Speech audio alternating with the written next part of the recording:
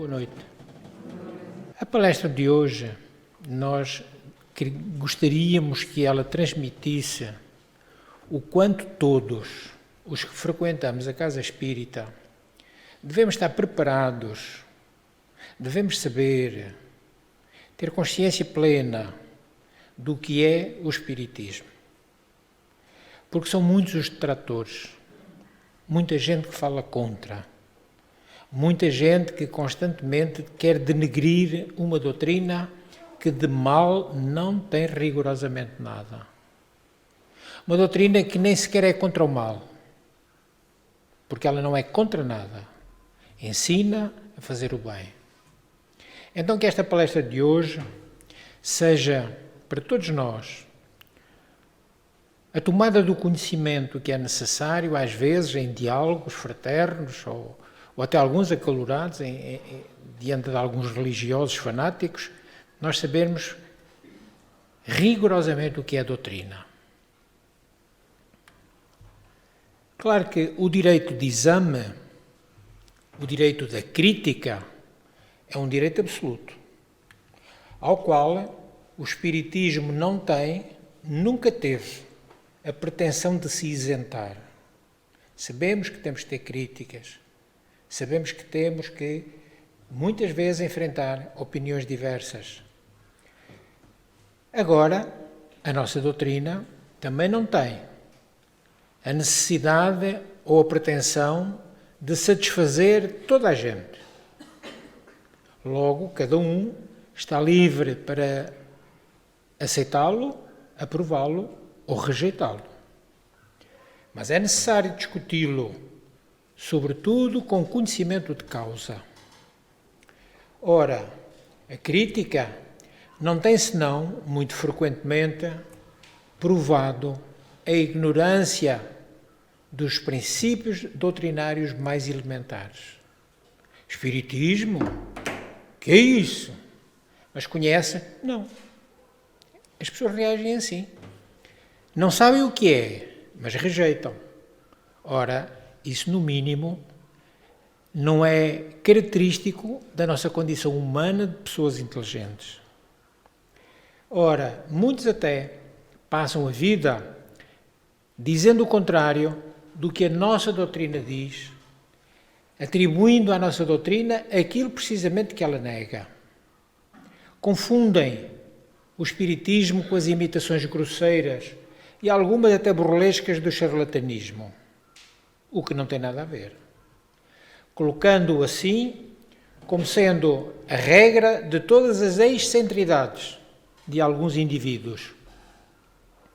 E muito frequentemente também a malevolência, o maldizer, quis tornar a nossa doutrina responsável por atos repreensíveis, alguns até ridículos, onde o seu bom nome é misturado insidiosamente e disso fazem uma arma contra a doutrina dos espíritos.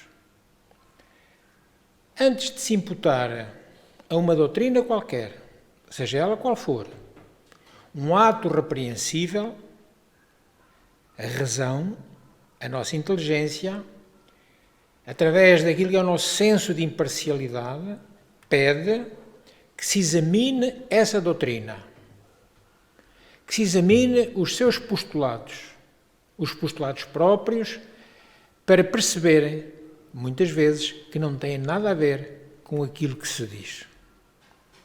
Para conhecer a parte de responsabilidade que incumbe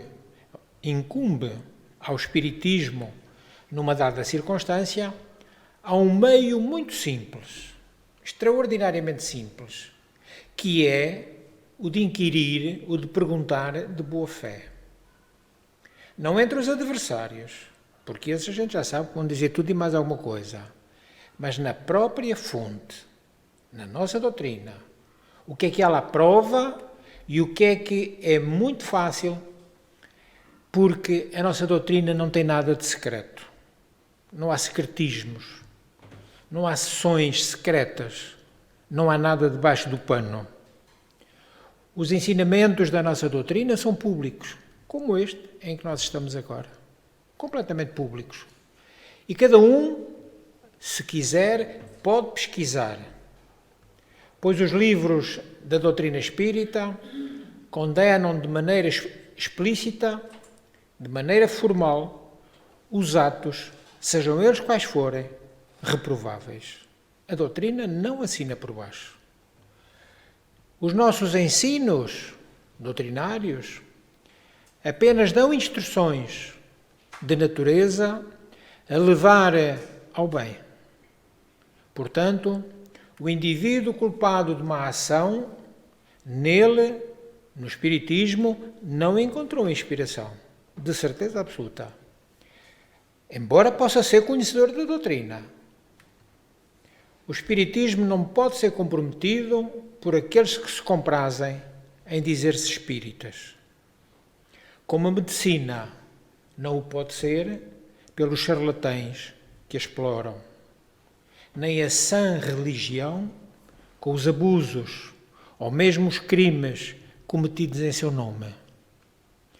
Não reconhece por seus adeptos, senão aqueles que colocam em prática os seus ensinos, quer dizer, aqueles que trabalham para o seu próprio adiantamento moral, esforçando-se por vencer as suas más inclinações, serem menos egoístas, serem menos orgulhosos, mais dóceis, mais humildes, mais pacientes, mais benevolentes, mais caridosos para com o próximo e mais moderados em todas as coisas.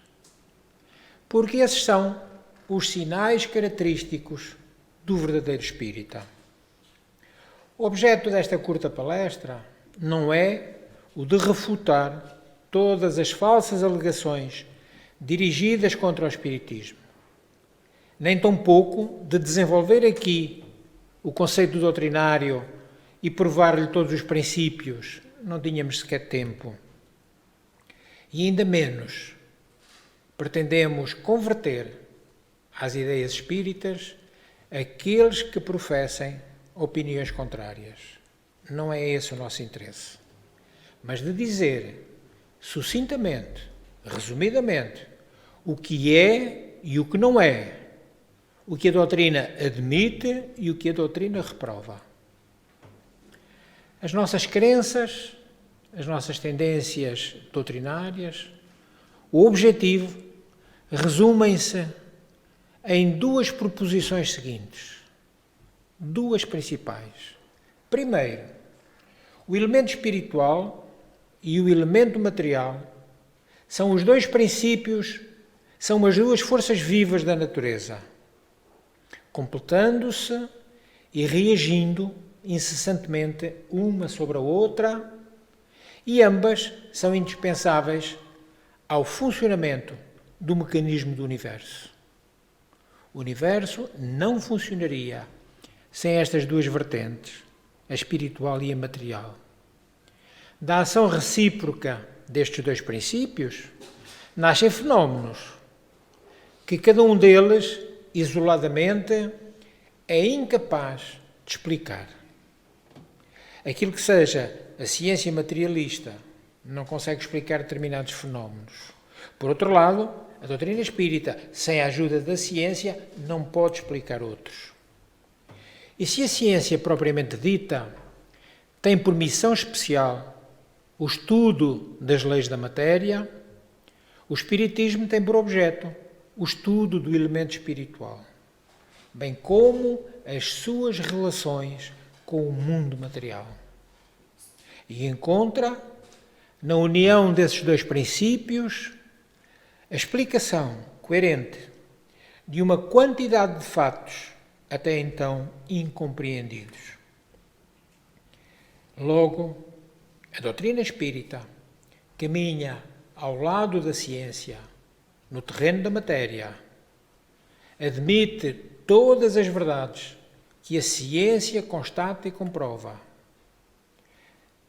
admite as investigações científicas e prossegue as suas investigações no campo da espiritualidade. Segundo, sendo o elemento espiritual um estado ativo da natureza, os fenómenos que se ligam a ele estão submetidos a leis.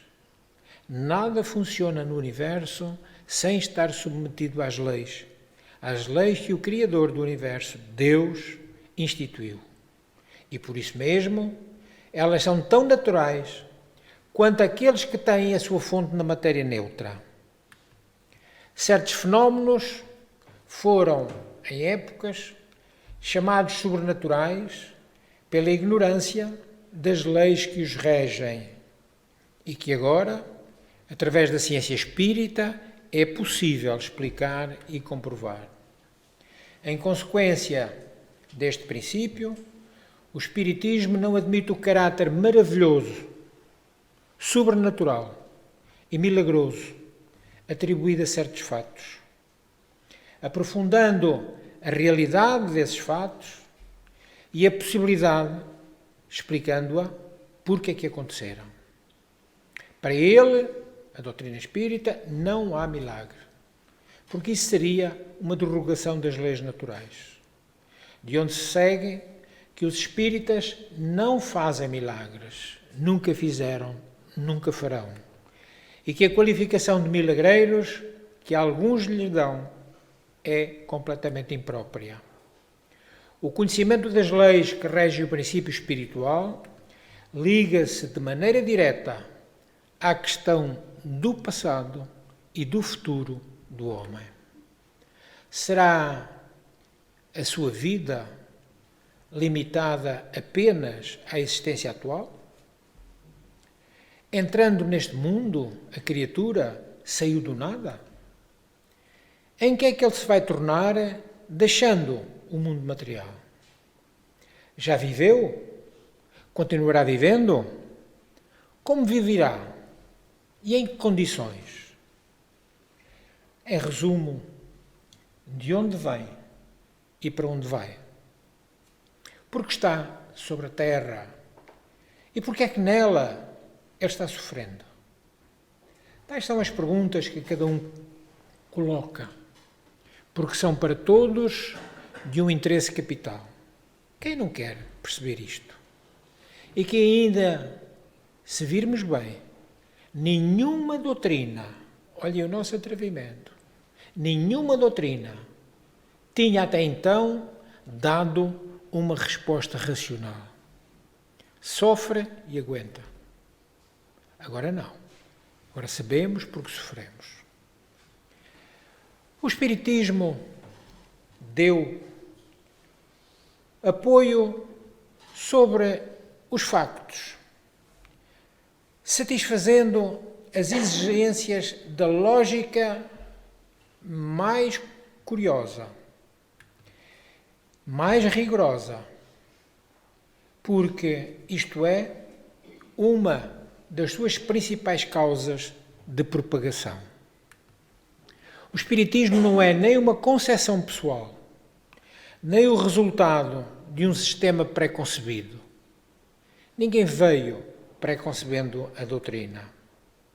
É a resultante de milhares de observações, através de centenas de médiuns, de milhares de sessões, nos mais diversos pontos do mundo e nas mais diferentes épocas. Tudo foi feito em diversos pontos do globo. E tudo isso convergiu para a chamada codificação, que Allan Kardec nos apresentou como um corpo doutrinário. Todos esses princípios constituintes, sem exceção, são deduzidos da experiência. A experiência que sempre precedeu a teoria. O Espiritismo encontrou assim, desde o início, raízes por toda a parte. A história não oferece nenhum exemplo de uma doutrina filosófica ou religiosa que haja, nos 10 anos iniciais, reunido um tão grande número de adeptos. Estamos a falar do século XIX, a partir de 1857. Entretanto, não empregou para se fazer conhecer nenhum dos meios vulgarmente em uso, porque a nossa doutrina propaga-se por si mesma, pelas simpatias que encontra. Um fato também constante é que em nenhum país a doutrina nasceu na camada baixa da sociedade. Por toda a parte, ela se propagou de cima para baixo na escala social. É nas classes esclarecidas, não queremos dizer ricas, é nas classes esclarecidas que está ainda quase exclusivamente difundida. E as pessoas iletradas, analfabetas, nelas estão ainda em ínfima minoria. Não é que a doutrina não seja para elas, só que muitas vezes têm dificuldade em estudá-la e aprendê-la. Está ainda averiguado que a propagação do espiritismo seguiu, desde a origem, uma marcha constantemente ascendente. Apesar de tudo o que se fez para intervá-la e, sobretudo, desnaturar-lhe o seu caráter, tendo em vista desacreditá-lo na opinião pública. Há mesmo a considerar que tudo o que se fez com esse objetivo favoreceu a sua difusão. O ruído que se fez a seu respeito levou-o ao conhecimento de pessoas que dele jamais ouviriam falar. Quanto mais o difamaram, quanto mais quiseram ridicularizá-lo, quanto mais as investidas foram violentas, mais estimulou a curiosidade. E como não pode senão ganhar o livre exame, disso resultou que os seus adversários dele se fizeram, sem querer, os seus ardentes propagadores. Recordamos, por exemplo, o último ato da Inquisição em Espanha. A queima numa manifestação do Tribunal da Santa Sé, do Santo Ofício, como sempre foi chamada a Inquisição, a queima de livros e revistas espíritas em Barcelona. Não houve ninguém que presenciando aquela cena da fogueira onde os livros eram lançados por ordem do Bispo de Barcelona, que se armou em inquisidor e que da pátria espiritual, depois de ter falecido, já veio lamentar esse triste ato, penitenciando-se, Dom Palau e Palau. Mais de 300 obras foram queimadas na via pública. E quem assistiu não descansou, enquanto não conseguiu ter esses livros para ler, para saber aquilo que estava ali sendo condenado. Então, por isso dizemos que quem contra ele investe, muitas vezes é o ardoroso propagandista.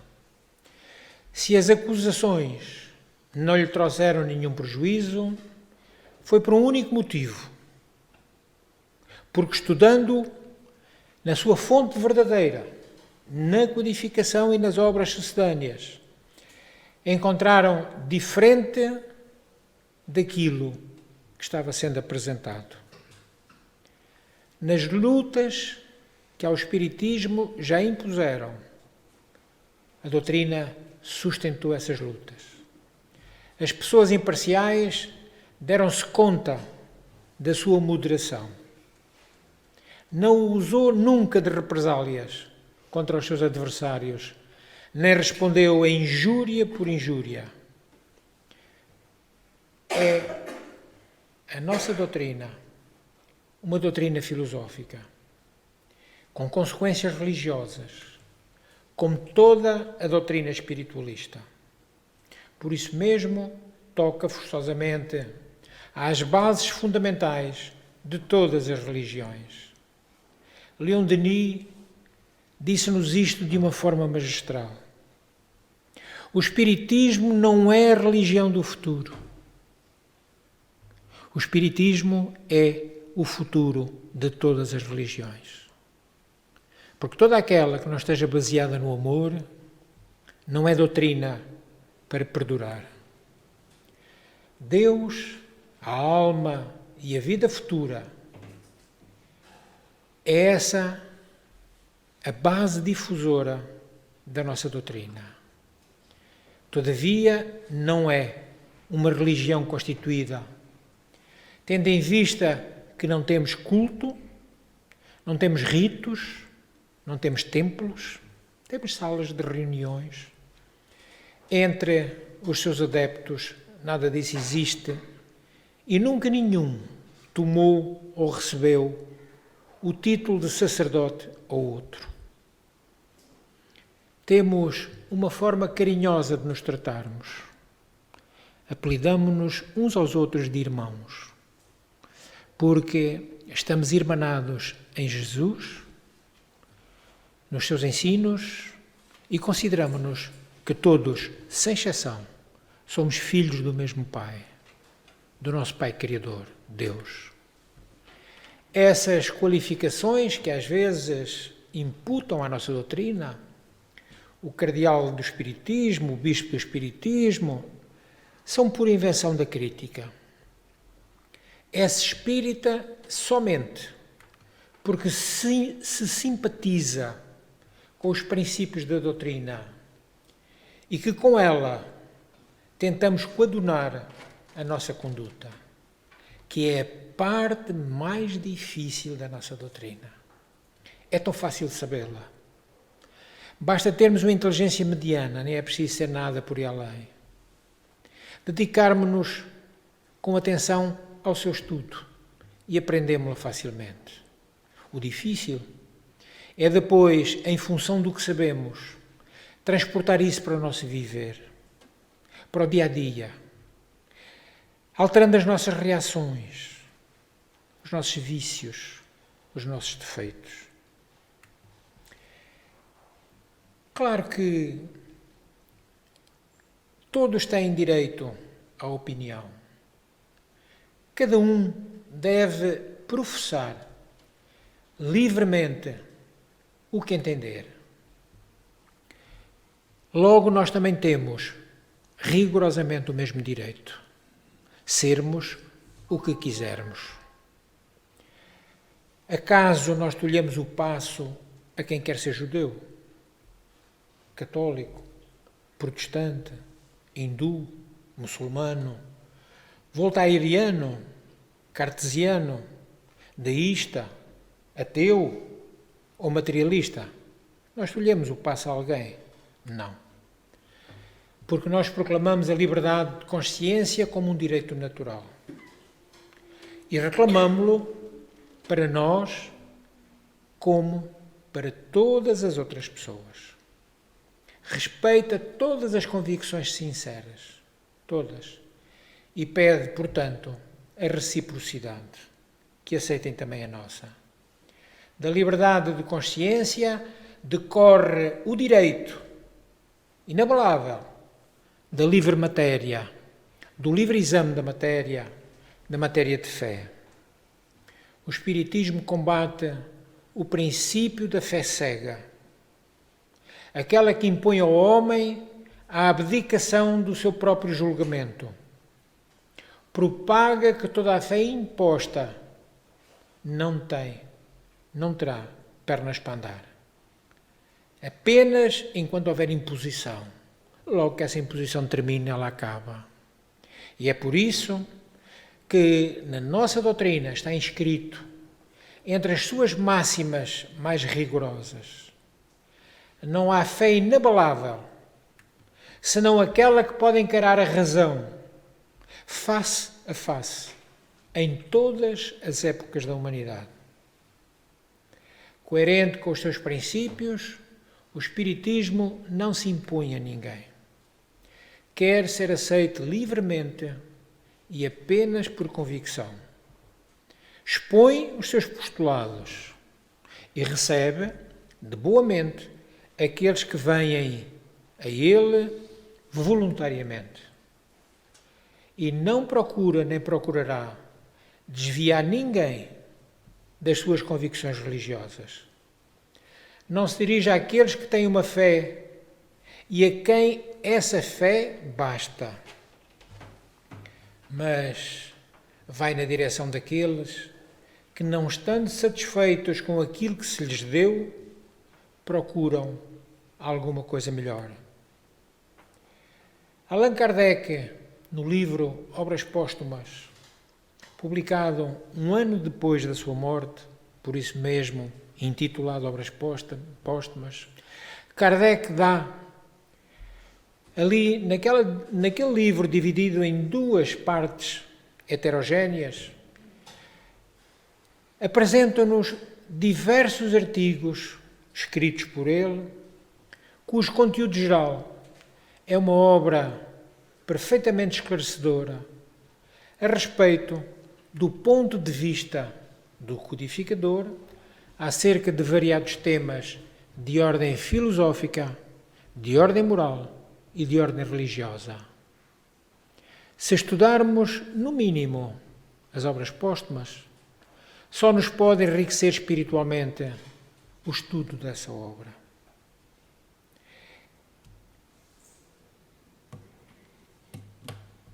Dissemos e repetimos, não nos move o desejo de convencer ninguém.